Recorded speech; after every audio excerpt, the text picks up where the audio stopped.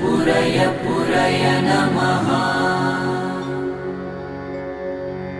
ॐ ह्रीं श्रीं क्लीं श्रीं कुबेराय अष्टलक्ष्मी मम गृहे धनं पुरय पुरय नमः।